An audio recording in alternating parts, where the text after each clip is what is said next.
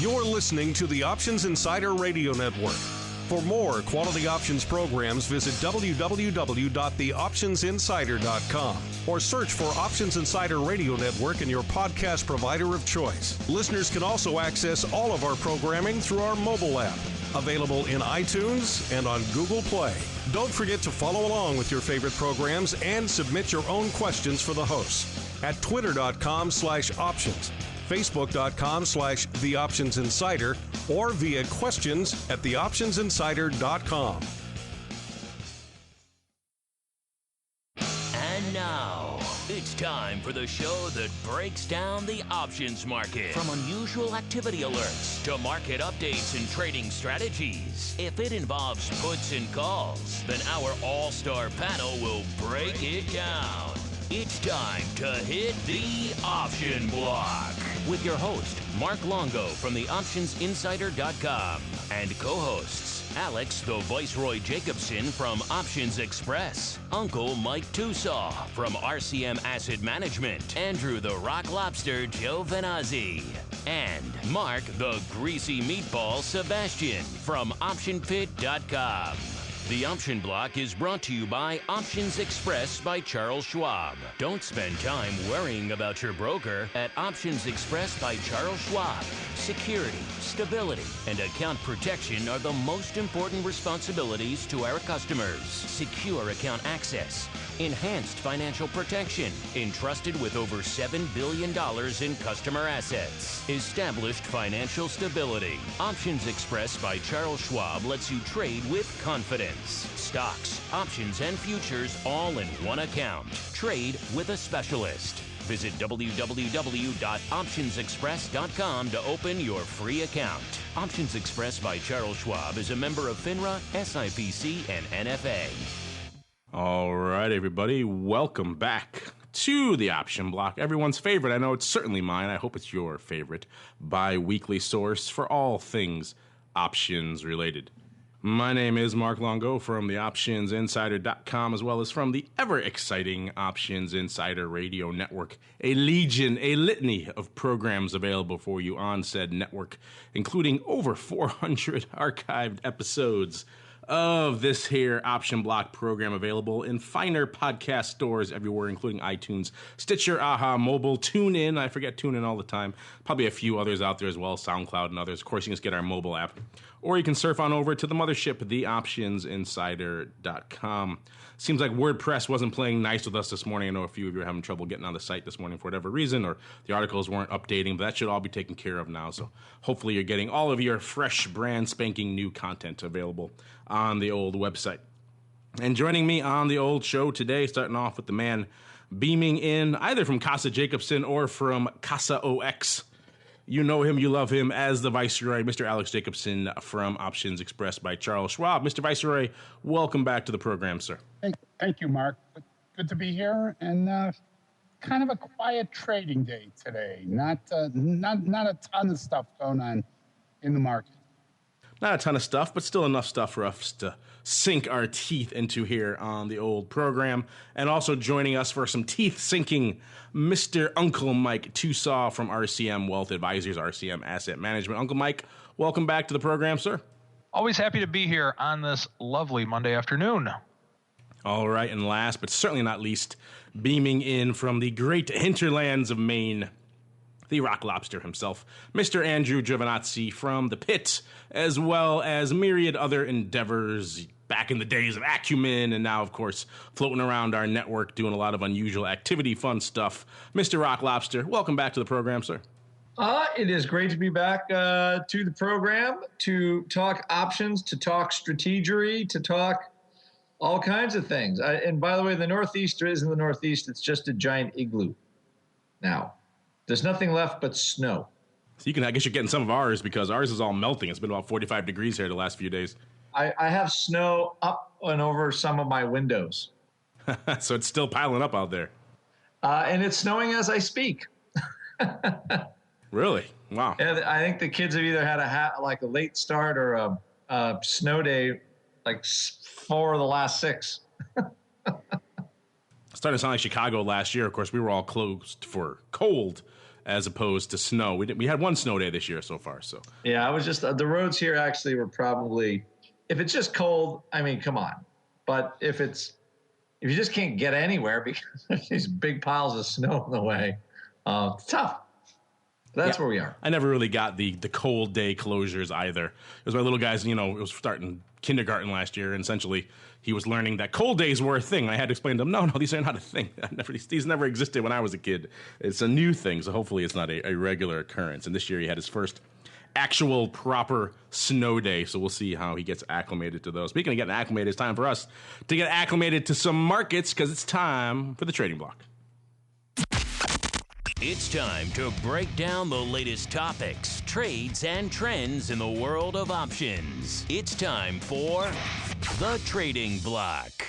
All right, listeners, you know what that sound means. It's time once again for the Trading Block, the portion of the show where we break down what was moving, what was shaking, what was catching our eye in today's activity. As Alex alluded to, not a heck of a lot. There was some underlying movement in the broad markets. S&P closing down nearly 0.5% today. The Dow down about a full 0.5 percentage point. The Qs off about a 0.25 percentage point, and the VIX cash ticking up about 1.3 points on the day, getting over that 18 handle, 18.62. Mr. Viceroy, I think we'll start with you because you got the conversation going. A little bit light day, certainly compared to a few of the days we've had recently in recent weeks. But what, if anything, caught your eye over there at OX today? Well, as we've talked about frequently in the last couple of years, futures and futures options have become such a big part of the mix at OX Schwab. And people are still trading oil in a number of different ways. The verticals, back spreads. Gold had a little bit of a pop today in some of the contracts. But it was sort of a quiet day overall, with the exception of what was going on in the futures markets. And the futures and futures options, as I mentioned, continue to be a bigger piece of the daily mix. So it's kind of a clever way to trade a product. I mean, we've talked about how disappointing some of the traditional ways of trading crude, USO, and things like that have been. So we're seeing activity in futures options, and it continues to be sort of a spark. Talking about disappointing traditional ways to get into crude, I still think that's one of the number one questions we have pouring in these days. Hey, if crude gets below X strike, X handle, whatever the case may be, what are the best ways to go long-term bullish crude? People still wrestle with that question. Do they want to dive into the futures options and some of the issues entangled there, including the fact that there's size and other issues involved with them? And if you're going long-term, it'll be a little pricey. It won't be as pricey as some other options, pun intended, but still it could be pricey. And then, of course, you have USO and XLE, which are more broad-based plays, don't directly track the underlying, so those could be less than satisfactory in some environments. And there's a lot of issues people have with trying to find the perfect, long-term way to spec on this. Speaking of oil, we had another bit of a rally day today. OPEC maybe turning the ball a little bit, saying they're forecasting greater demand for crude this year. Some of that, of course, could be self-fulfilling. They need this number to get back up there a little bit again. So we'll see how much of that is sincere. They broadcast their forecast up to about 29.21 million barrels per day. That's up nearly 500,000 barrels per day from their previous forecast. That's forecast for demand, of course. Of course, also helping to bolster the crude markets, the oil rig counts at a 3-year low these days. So there's fewer rigs, higher demand. That's going to translate into a little bit of a rally in the street. Most products look like they're up about 20% or so across the board. Crude still hovering north of that 50 handle. That seems to be, again, where the fight is shaking out. But the bears haven't given up yet, of course. There still are some people talking down crude, or at least trying to. At the same time, all these numbers came out about demand and about rig production. We saw Citi coming out, trying to talk crude down. They're saying it could fall, quote, well below the 40 handle, perhaps as low as the 20 range. For a while. I've seen a few people talking down crude of late, quite a few actually. This might be one of the more aggressive ones we've seen. I think if crude got into the 20 handle range for any extended period of time, I think there'd be a lot of crude bulls all of a sudden, including probably you, Uncle Mike. How much XLE would you buy if crude got into the 20 range? A lot. A lot. Probably as much as I could without getting regulators to call me. Yeah, I think I might buy all of it at that point when you get down to that level. I think I could sit on that for a little while. Granted, we could, I guess, if you hit that level, you could hit lower, but it's a decent long-term play, as they say. I would agree on that. All right, aside from crude, Uncle Mike, what caught your eye in today's activity, sir? Well, gold did have a little bit of a pop today. I mean, there wasn't a ton going on today, but my beloved fruit company came up again. Couldn't quite pull the trigger on a covered call again, but I'm looking to do it again. If we come over the 120 mark, would like to sell another covered call on Apple. Silver had a nice little rally today, up almost 2% on SLV. And then the one thing that I thought was kind of interesting today is that with the downdraft that we had in the market, I mean, not a huge thing, we're down 0.5%, but TLT was relatively flat. And so I've just been watching with TLT pulling back like it has the past few days. Thought it was interesting that there was no rally in that as of today. So of the interesting things that I saw, that would probably be number one on my list. All right, and since we're checking off people's lists, let's turn our attention to the Rock Lobster, see what he had on his list that caught his eye in today's activity. Just, weekend news about Greece. They might nationalize the banks. I mean, it's a whole different, I don't know whatever the deal is, but I was trying to figure out, the VIX was up $1.26. That's a little more than the weekend, I would say. Volatility in the vol products is going up. And yeah, I agree with Mike. Like the turnaround in treasuries was a little curious, right? There was a little bit of worry there, and then the treasuries kind of rallied, and they sold right off again. And so it's either, kind of those rates are going today, rates are going up, and then the next day everybody's freaking out because of Greece and the euro. And I think it just kind of goes, it's getting kind of slapped around back and forth between those two things, a lot like stocks. But except for stocks like RIG, which were up $2 or more than 10% today on that news, those low RIG counts, obviously everybody's in the buy low, sell high camp. So, but watching vol, there wasn't much of a bid for the vol products. And, from a volatility point of view, the most curious thing is still the really flat term structure for VIX futures, which normally means there's, it's signaling more movement ahead, more realized vol, and because you're not getting that crazy contango for the back month, and we're not super backward either, meaning there's a real, I think vol traders they don't know where to price anything. So when in doubt, they just make the curve flat, and we'll see what happens. And that seems to be where things are. I just think any day we can move 1.5%, 1 to 2% on whatever news comes out. Could be decent economic news here. It could be bad news out of Europe. But the market is kind of thin and wispy, and it doesn't seem to be going away. I think the only thing holding up really stocks is if the oil companies weren't starting to stage a rebound, I think we'd be pretty significantly lower right now. And that's really the market that we have. Not a great bull case. No, maybe Tucson could argue that. But speaking of Greece and movement, perhaps to the downside, have you heard all this saber rattling they've been doing over the weekend, Andrew, about war reparations from Germany? This is their latest trump card. You gotta hand it to this regime in Greece. They're really pulling out all the stops. They told people, hey, they got elected on trying to ease this debt burden, and they're doing anything they can. They're cozying up to Russia. They're bringing back grievances from 60 years ago. They're doing whatever they can to try to ease their debt burden. So at least you got to applaud them for their outrageous enthusiasm, I guess, on this part. Don't you, Andrew? They're going for it. Yeah, enthusiasm or desperation. A little of both. Yeah, probably a little bit. Enthusiasm, probably not the best word for that. Maybe more, I think desperation, probably more apt in that scenario. But certainly a bit of an interesting one, nonetheless. Other things that caught our eye, we talked last week about Barbie kind of taking it on the chin. Ladies' toys not faring so well, at least not the ones that don't start with Frozen somewhere in the title. But it seems like the boys' toys doing well. The Hasbro came out this morning, and they're lighting it up 7% today on their earnings.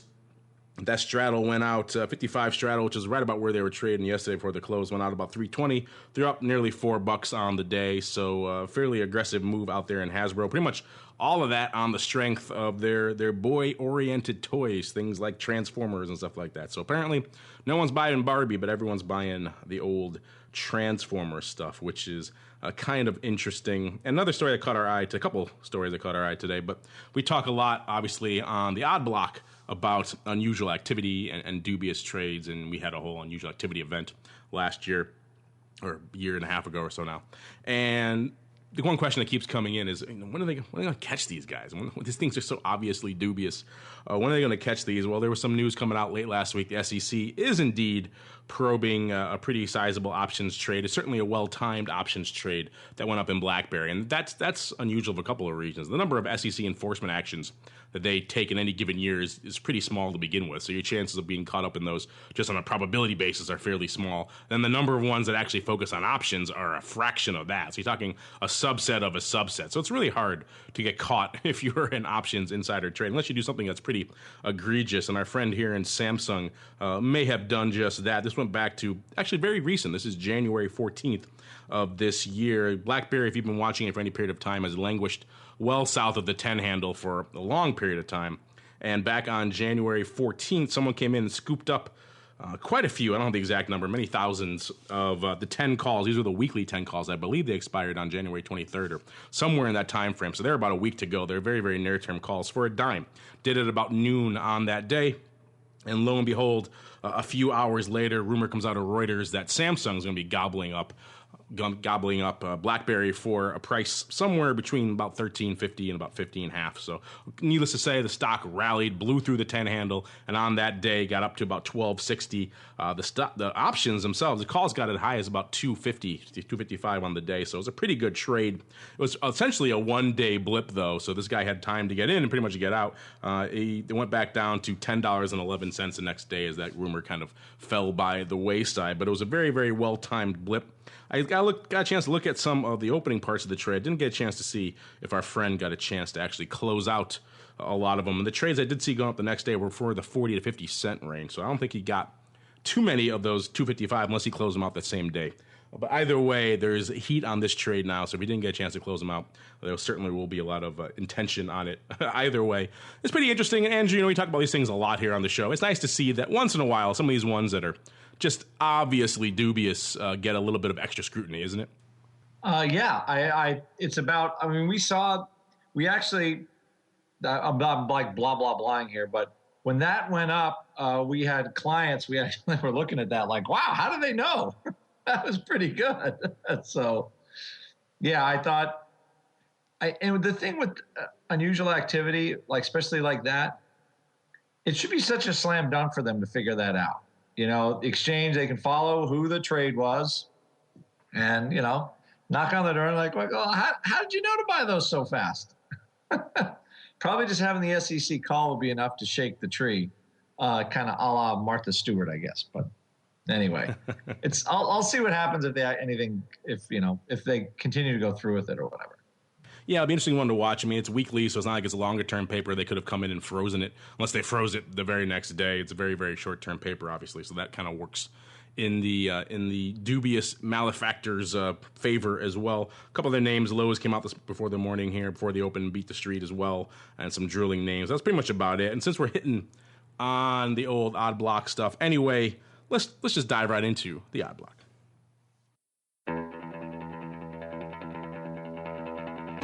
It's time to break down the most interesting, unusual, and downright questionable options activity that's been identified by theoptionsinsider.com.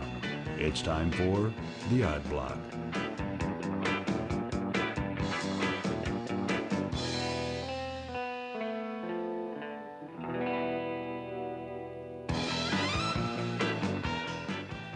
All right, everybody, welcome back to the old odd block. If you haven't figured it out by now, my gravelly voice doesn't tell you. This cold not going away, lingering a bit. Doesn't help when you talk for a living. They tend to linger a little bit longer, I've noticed. But I will struggle through the odd block nonetheless. Kicking things off here in the old odd block segment with Fidelity National Financial. Not the Fidelity you may be thinking of, but that other one. They have the big title group and everything else. So they They do a lot of insurance underwriting and things like that. Ticker symbol FNF, closing today $35.79. Pretty much exactly unched on the day. So from an underlying perspective, not a lot really cooking. This is the name that does about here under 1,000 contracts a day, doing about 5,500 today. So a decent amount of volume. And what caught our eye, if you open up the strike chain for yourself, listeners, I'm sure you'll catch it. We are, of course, recording this on Monday, February 9th, for all of you playing the home game. Saw some size paper going up on the Feb put side of the chain. In particular, what caught our eye first were the Feb 34 puts going up for a dime. Paper selling. At the time, it was one block of 627 as the day went on, about 6x going up there to the tune of about 3,600 going up on that strike for prices around a dime. Total of 10,000 contracts open on that strike. If you recall, not that long ago, we profiled a buyer coming in for 20 cents on that strike not that long ago. Seems like our friend here is giving up the ghost. He's decided, for whatever reason, Fidelity not going to have the big downside move he was perhaps anticipated or worrying about, and so he decided to take his dime and go home. We also saw some higher strike puts going up to the tune of the Feb 35s as well, going up 1,800 times. That's on 1,400 contracts open interest. So some of that could be related as well. It actually looks like if you do the straight math, 1,800 by 3,600 could be a bit of a 1x2. So our friend here could have had some weird ratios on here as well. Mr. Rocklops, I know you spent some time looking at this one this morning. It's a bit of a head scratcher. Is he closing out on the 35s and also part of the 34s, you think? So maybe doing a 1x2 and it just happens to be part of that 10,000 lot, or is it just a straight up the 34s and the 35s are just who knows what? That'd be an odd coincidence, though, I think. It is. It could be a 1x2. I mean, you look at it and you go, well, it looks kind of 1x2, 1,836 now that all the volume's gone up. It does have that 1x2 flair to it. You know, for 10 cents for a dime, you know, sure, I guess it could pay. So the earnings are coming out, and I thought closing all those 34s sounded kind of premature. If you bought them for the earnings cycle and then you close the whole thing before they come out, it didn't make much sense. So I think the 1x2 is a good explanation, you know, but they pretty much, it shows you how much the 34 sellers care. They whack that bid all the way down to a nickel and doesn't seem to be moving anybody's. It's not getting anybody real excited, at least. It's kind of a sleepy name. And the only reason why I think people would pay 20 cents for them in the first place on the first go around was they thought some bad news was going to happen. And right now they're like, well, you know, so just strange that you'd want to sell those at all for 10 cents anyway. So it's not a lot of money for the amount of work and margin you have to put through on it. So just weird. It's a weird 10-cent sale. So the 1x2 makes some sense, at least some sense. Yeah, it probably makes more sense than that. I mean, the other side of that, of course, is the earnings are expected on the 18th, or right around earnings time, or expiration time. So this guy probably realized if he had to wait till that long, these things are going to be at a penny pretty soon after that anyway. So maybe he figured just take his dime and go home. But that 1x2, that volume on the 35 handle, perhaps raising a few more eyebrows. That's why we call it the odd block, listeners. We'd love to hear your input as well, and what you think is actually cooking in a lot of these names. I know a lot of you guys like to write in with, hey, you guys profiled this, it was fantastic, I traded it and stuff. But sometimes I like to hear from you guys too of, hey, what you think is actually going on in some of these names, because sometimes they are a bit of a head scratcher. Moving on to a name, haven't talked about this one in a little while. This is LinnCo LLC, ticker symbol LNCO. Closing today, $13.71. This is the name that does about 3,000 contracts a day. So roughly 10x the ADV of most of the names we talk about here in the old odd block. So that alone gets it on our radar. Today doing a whopping 17,412 contracts. So serious paper here in good old LONC.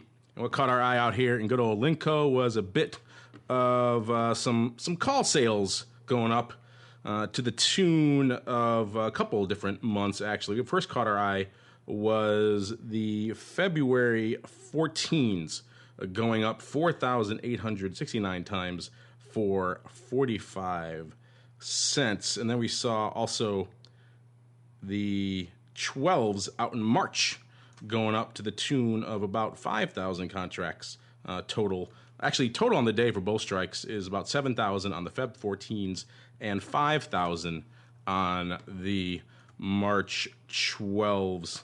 Looks like opening sales as well, kind of tied to stock. They're a bit in the money, so perhaps at least on the 12 kind. So it's kind of interesting to see what this guy is opening up here on some relatively aggressive strikes. Mr. Rock Lobster, this one's got a bunch of different moving parts. Why don't you walk our listeners through what was cooking out here in LinnCo? Yeah, so the March, what I had originally here, writing this up, was I had them selling the at the monies, the Feb 14s at the money for 45 cents. And I just figured that was kind of a right. They were writing the 14 strike in here because we profiled not long ago the March 12s, and it looks like they skated on the dividend on them. So they rolled them higher. So they don't want it. It looks like that's what it appears that it could be, because I thought the March 12s would just be assigned away and then off they go. So it looks like here on this, at this level, we've had a quick pop in the stock here over the last couple days, and lo and behold, somebody just wants to sell something right at the money and take their dollars and hit the road. So it just looks like real aggressive buy riding action, but the stock keeps ripping up. Obviously on, the fact that I guess oil is not going to $30 because everybody keeps buying back all these MLPs that got shellacked. So to me, that's like kind of buy riding is pretty bullish action overall, and that's what it is appearing right now in LinnCo. All right, good stuff. Does pay a pretty good divvy. Yeah, a decent dividend out there to be harvested in good old LinnCo. And last up on the old odd block today, we have XZBI, I guess you can call it, good old the Spider Biotech, ticker symbol XBI, closing today 194 and a whopping penny, off about $1 or about 0.5% on the day. This is the name that, as you might expect, does decent paper, at least decent compared for the odd block, certainly. About 1,300 contracts a day, doing about 3,500 today. And what caught our eye was a bit of the old time spread / roll. In particular, it was the Feb March 190 put spread that caught our eye. When we first noticed it, it was going up on a bit of a ratio, 1,851 by 667 times. Went up in 3 blocks on that paper. It's curious for a couple of reasons. First off, the blocks went up concurrently. They weren't tagged as spread, so that's kind of our first red flag, is what the heck's going on here. The second is, of course, the ratio. That's a little bit odd. Usually you see people rolling like this, it's usually for the same amount of size, and chances are when they're rolling but they're doing less size on the farther out leg, the leg they're rolling out to, that's usually a decent sign that perhaps the first portion of the trade, the first leg, didn't exactly go in their favor. There are about 2,500 contracts open on those Feb 190 puts, excuse me. He rolled about 2,000 of those. No open interest to speak of, 150 or so contracts on the March 190 put. So it seems like our friend still riding that train, but perhaps the market has stemmed his enthusiasm a little bit, but he still wants to have some puts on. But generally, when you're playing with house money, when your trade went well, you're going to do the same size, if not more. When you're trimming it by about 2/3, then probably things didn't exactly go your way. Is that your take as well, a senior Rock Lobster, on our friend maintaining some enthusiasm, but definitely dampened enthusiasm out here in XBI? I think his put enthusiasm is I think somebody has thrown, a bunch of snow on it. It's not whatever they were buying puts for. They're not buying as many this time. And I just see the whole thing kind of going south.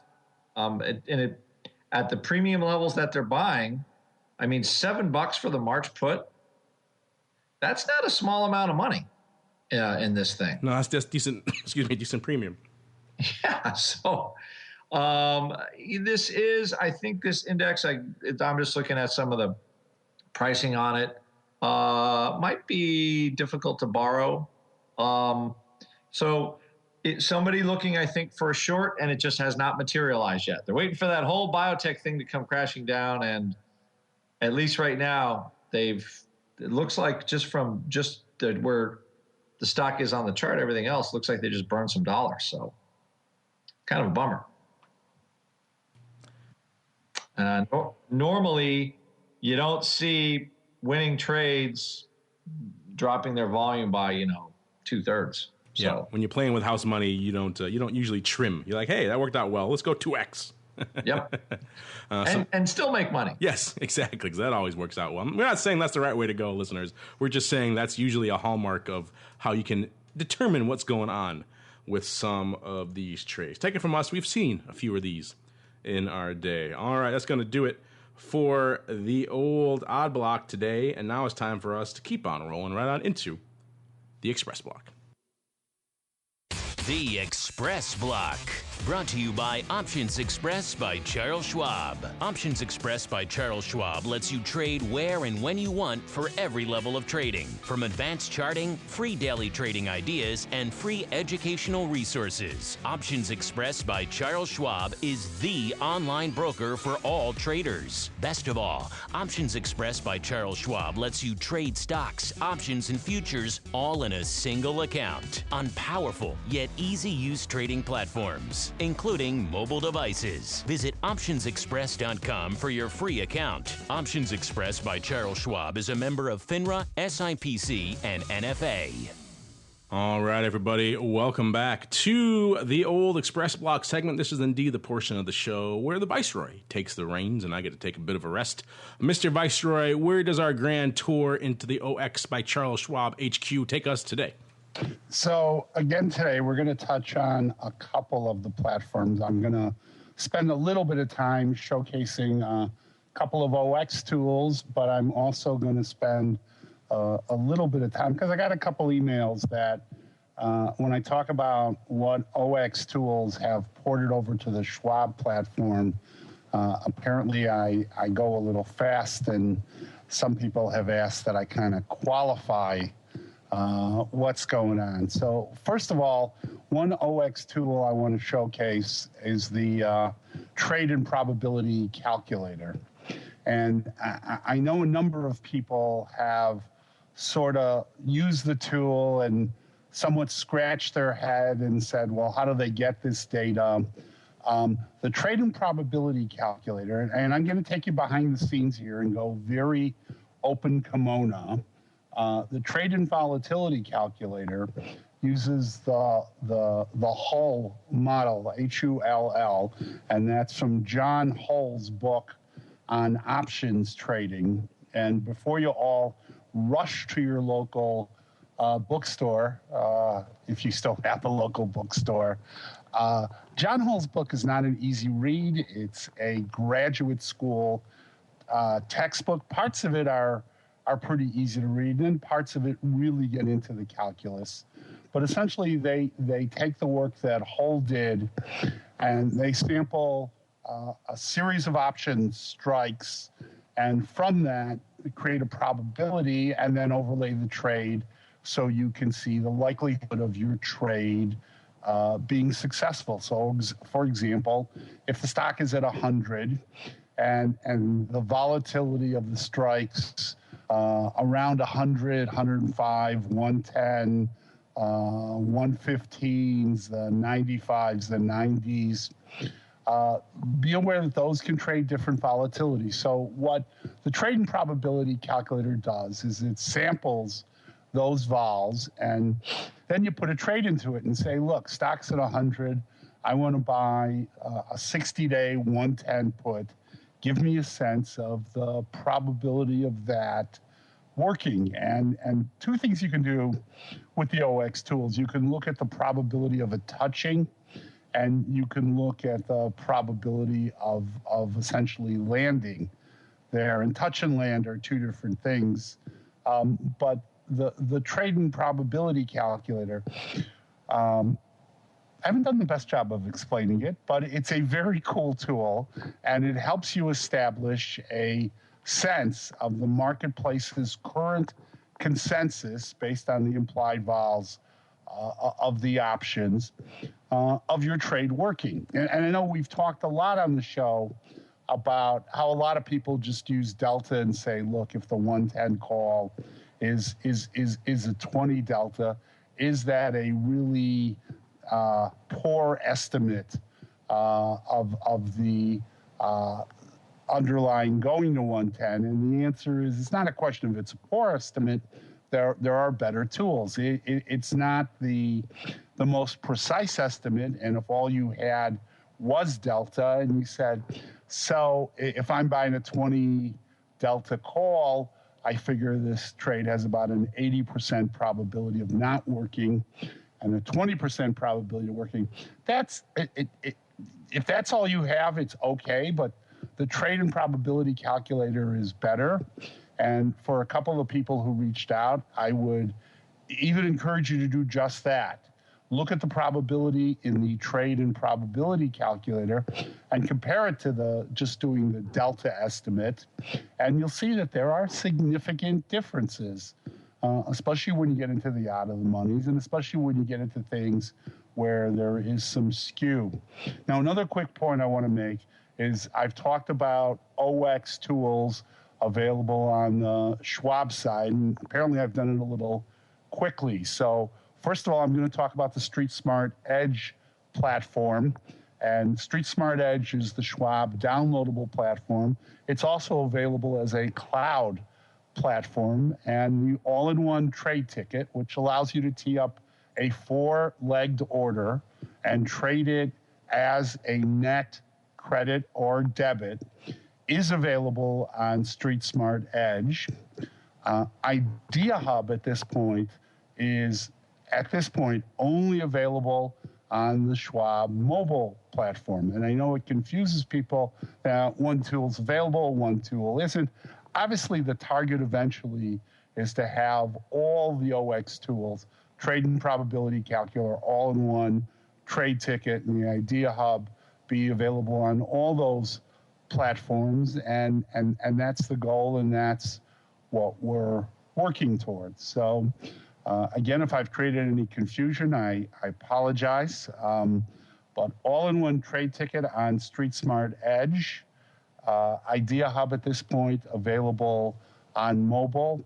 All of the cool tools, the all-in-one trade ticket, the trade and probability calculator, and the Idea Hub are available on all OX platforms. But that gives you a sense of what's coming over to the Schwab side. As we're talking tools at OX and probability, Alex, I had a few people write into me recently saying they were fans of the volatility view charting tool you guys have over there. So maybe we'll discuss that on an upcoming episode as well. People are writing in with their own suggestions for your part of the show, Alex. So they're doing your work for you. It makes it nice and easy. Gives me layups, so it's easy. Yeah. People want to write the rest of the show for us, by all means, feel free and make our jobs a lot easier. All right, of course, listeners, to find out more about that stuff, surf on over to optionsexpress.com. Now we're going to keep on rolling because it is Monday. It's time for some strategizing. Yes, it's time for the strategy block. It's time to dispense options wit, wisdom, and education. It's time for the Strategy Block. All right, listeners, you know what that sound means. It's time for the Strategy Block, the portion of the show where Uncle Mike usually puts on his smoking jacket, maybe he puts on a nice parka this time of year, sits by a nice roaring fire, stone tablet, and bubble pipe in hand to dispense some options wit, and sometimes, occasionally, some wisdom as well. Uncle Mike, what do you have in store for our fine, fine listeners today, sir? Getting out the camo parka, maybe. We'll see. It's not really that cold out right now, but we do have a fair amount of snow, so I guess that's the good thing. But anyway, some things that I want to talk about today. 3 things, actually. The first one is patience. Last Thursday, I was all excited that we were going to go positive on the year in the S&P, And to my chagrin, come Friday, the market goes down. And technically on SPY, we did close 1 penny in the positive side, but I'm not going to rush a trade with 10 seconds left to go in the marketplace over a 1 penny of positive movement in the S&P. So I decided to stay out, and then obviously that was the better decision to make going into this weekend, going into today. Market's still negative on the year based on SPY's price, and so I'm still flat at this point. There's not a bigger bull in the world than me, but it's very difficult for me to want to get in if I have to break my rules. I've always sold myself as someone who is long-term bullish but short-term cautious, and until we can establish ourselves at being positive on the year, the only strategy that I'm going to be doing in my SPY call strategy is just selling an occasional put spread on a dip. So for now, I want to emphasize the importance of patience. Because we've been patient this year, we've actually made a little bit of money on dips. Now, granted, the market isn't down that much this year. It's very minimal. And you could even call it flat, just maybe slightly down, whatever you want to say about it. But the point is that patience has been rewarded. It's been a difficult time for me because on days I see the market going up, I thought, oh, I should have bought this. That's just who I am. So I think it's important to understand what your nature is as a trader and be patient if you don't have your market. Because if you don't have it, you're trying to trade in a way with which you're not suited for trading, and that can lead to bad things. Now, the next thing that I want to talk about is how to be wrong, but in the right way. A couple of years back, and this is probably one of my favorite moments of the show whenever we're talking about our favorite moments in option block history, there was something called the Day of Rage, when everyone in the Middle East was going to just go out and just terrorize the whole Middle East. And it was something to where it actually caught some interest from traders, in that I remember there was actually a bid-ask on the 200 calls on crude oil. And I remember us talking about that on the show. So with that being said, that was a trade with which I thought, I didn't sell that, by the way, but I remember looking at that and I bought some calls on oil. It was not the 200 call, so that was not me bidding it up, but I did buy some calls on oil at the time. And the whole purpose of it was that, okay, if we do have this Day of Rage, I feel that it's worth it to be in this trade. Now, I honestly don't recall if I bought a call or a spread, but I do remember buying some type of bullish call type of trade. This was a couple years ago. Now, the next day happened and oil was up slightly, just happened to be up. And so the Day of Rage never happened. Just in watching the news, everything looked very peaceful in the Middle East. Well, relatively speaking, of course. And so this Day of Rage that's going to send crude oil to the 200 level, it didn't happen. So I got out of my call option or my spread. I forget what it was. And I think I made like maybe a nickel or something like that. I forget what it was. But basically a very tiny profit. Now, what are you right about and what are you wrong about? I thought that the Day of Rage was going to come. I didn't think it very hard. Otherwise, I would have put a lot more money into it. But this is one of the very rare speculative trades with which I've done. And honestly, I think that may have been the last speculative trade that I've done, to tell you the truth. But my point is that I was obviously wrong. And I knew what I was wrong about. I was wrong that there was no Day of Rage. It wasn't happening. Now, I was lucky because being wrong was not very costly at that time. But I recognized what I was wrong about. Now, let's take this to something a little bit more common. Let's say that you believe that XYZ stock is going to have a great earnings announcement, and you want to do not necessarily an earnings play, but a more long-term play, to where the day before earnings, you believe XYZ is going to knock the cover off the ball, and over the course of the next 6 months, that's how they're going to go up because of what they're going to announce on the earnings day, let's say. Well, let's say that XYZ does not do what you think they're going to do at their earnings announcements. In fact, they have bad earnings. But the next day, the stock goes up. The next time you're ready to trade, the stock goes up. In that situation, I would take profit immediately because of the fact that you were wrong. You were wrong about what XYZ was going to say. And because you were wrong, it didn't hurt you somehow. But the bottom line is that the market moved your way, even though you were wrong about what you thought was going to happen.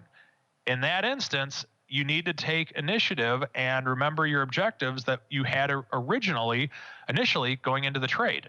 You did not get the announcement that you wanted, so it's time to get out of that trade and move on.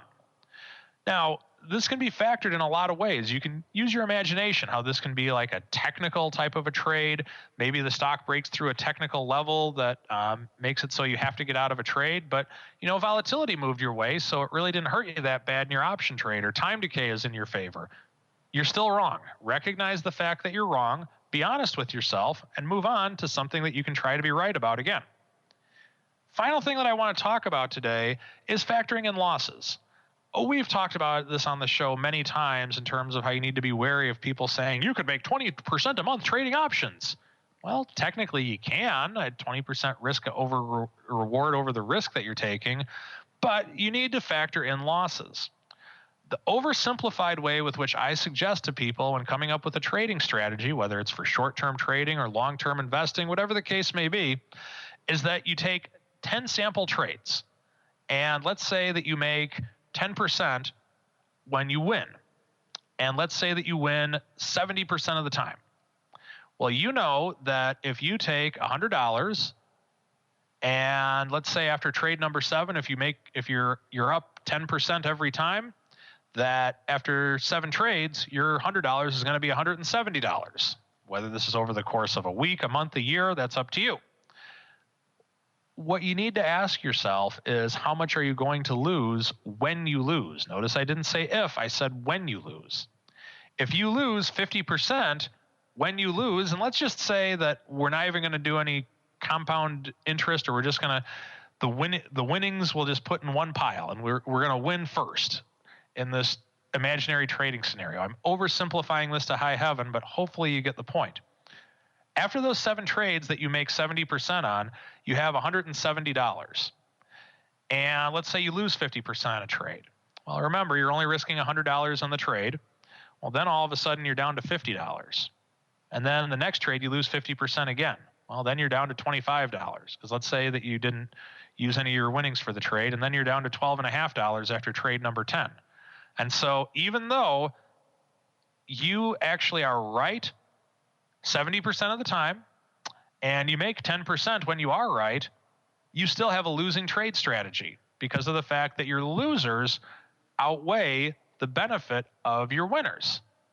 Now, let's say that you only lose 10% when you lose. You make 10% when you win, you lose 10% when you lose, and you're right 70% of the time. Do the math on that. After 10 trades, let's say you're right 7 times. There's your $170, and then you lose $30 in the next 3 trades. You have $140 at the end of 10 trades.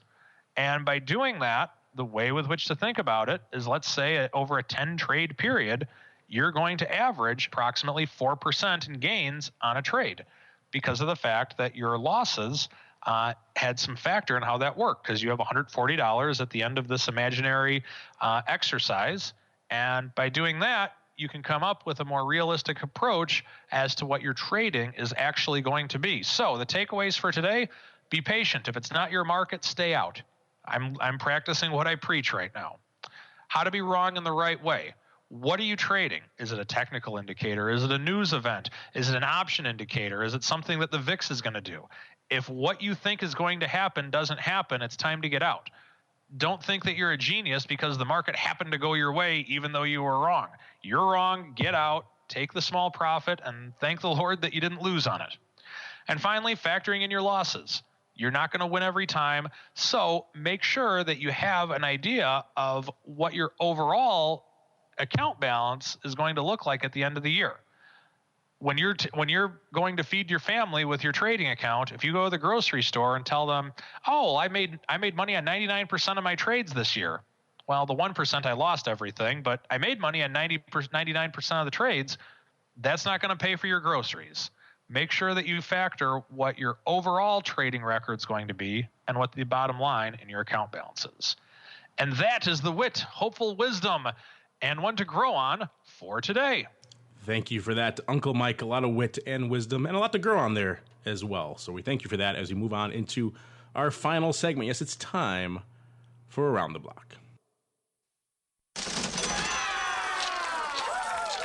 It's time to tell you what we'll be watching on our trading screens until the next episode. It's time for Around the Block. All right, everybody, you know what it's time for. It's time for us to tell you what we have on our radar for the rest of this week. We've been hitting on some earnings. There are still some on the calendar for the rest of the week, starting off tomorrow. All you Canadians out there, Tuesday, we'll be watching Molson's coming out. Also have Starwoods. On Wednesday, probably the big one for options traders is Tesla. I know that one routinely lights up the old charts over there at OX. I'm sure Tuesday and Wednesday will be no exception this week as well. I also have NVIDIA and AOL from the old times, as well as Uncle Mike's nemesis, of course, Cisco on the 11th. And then on Thursday, you've got a couple others, Groupon including as well. So Groupon one we like to watch here every now and then as well. So still some earnings on the old horizon. Aside from those, perhaps we'll start with you, Mr. Viceroy. What are you watching for the rest of this week, sir? As always, I'm watching the 10-year, which has crept back up to the 2 level, got down into the 180, high 170 level, and crept back up into the 2 level. I'm much happier to see it up in the 2 level, but there's been huge volatility in the sovereigns over the last few days, and some of that is Greece, and some of that is the Ukraine. Also watching the oil price. I think there's kind of a big pivot in the market now relating to oil, and you talked about it earlier, Mark, that Citi today said could go to 20, and the Saudis are saying more towards the 60 area. The other thing is we've been in this trading range for a while, and I know both Mike and Andrew have talked about it. I'd like to see us break out of the trading range. And then I think the next stop in the S&P, barring some geopolitical disaster, is 2,200. But that's what I'm keeping an eye on. And Uncle Mike, what's catching your eye for the rest of this week, sir? Oh, let's kind of add to what Alex said. Definitely the bonds. I mean, we're the fact that we didn't really move up or move down. I'm sorry, the fact that bonds did not rally on the market coming back today, I think is kind of interesting. Just wanting to see what that does in terms of the trading range with which we have that Alex mentioned. I want to get in, but I need something to allow me and show me to get in. It's kind of what I refer to as jokingly a Missouri market, a show me market. So watching that, and that's about it right now. All right, that's also about it for this episode of the Option Block. But before we go, as always, let me check in with each of my cohorts here on the old All-Star panel, see what they have cooking that may interest you. The Rock Lobster had to head out a little bit early, so I'll just remind you here at the top, if you're interested in all their webinars and other fun things they have going on over there, the Pit Chat, their various mentee deals, then surf on over to optionpit.com and check it out for yourself. You can also catch the Rock Lobster and some of the other fine programs on this network if you can't get enough of them here on the old Option Block. And Mr. Alex, I know some other things are cooking in the land of OX, including your live events, including your big call this week. So a lot on the radar here for people watching OX and Schwab. Yeah, the next live event is Saturday, the 21st of February in Vegas. Jimmy Ruzan and the crew, and the clocks are starting. Tomorrow, Tuesday, actually today, if folks are tuning into the feed, after the close, I'm going to do an Idea Hub, 3:30 Chicago time, Wednesday. A handful of webinars. Mike Zaremski is going to do trading futures. Nina Milovac is going to do order entry, the walk limit, the advanced trading tools. She's going to do long puts. These are all separate webinars. Then on the 12th, she's going to do collars in IRAs.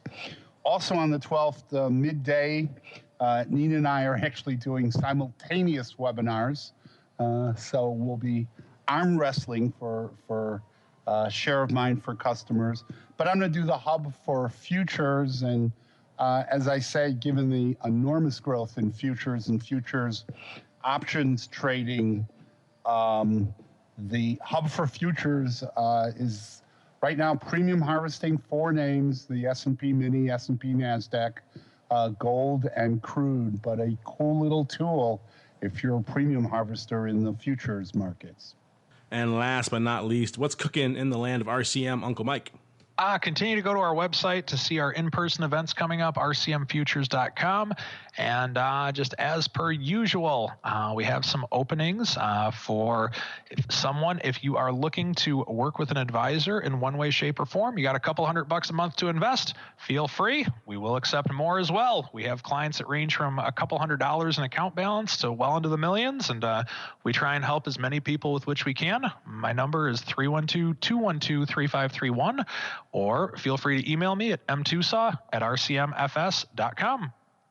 All right, and on behalf of Uncle Mike and the Rock Lobster and the Viceroy, and indeed myself, I want to thank all of you out there in the listening audience for downloading and streaming and subscribing to this and the other fine programs on our network. And we'll see you right back here for the next episode of The Option Block.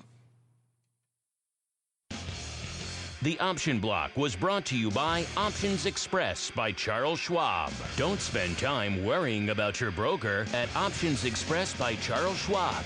Security, stability, and account protection are the most important responsibilities to our customers. Secure account access, enhanced financial protection, entrusted with over $7 billion in customer assets, established financial stability. Options Express by Charles Schwab lets you trade with confidence. Stocks, options, and futures all in one account. Trade with a specialist. Visit www.optionsexpress.com to open your free account. Options Express by Charles Schwab is a member of FINRA, SIPC, and NFA. The preceding program was a production of the Options Insider Radio Network. For more quality options programs, visit www.theoptionsinsider.com or search for Options Insider Radio Network in your podcast provider of choice. Listeners can also access all of our programming through our mobile app, available in iTunes and on Google Play. Don't forget to follow along with your favorite programs and submit your own questions for the hosts at twitter.com/options, facebook.com/theoptionsinsider, or via questions at theoptionsinsider.com.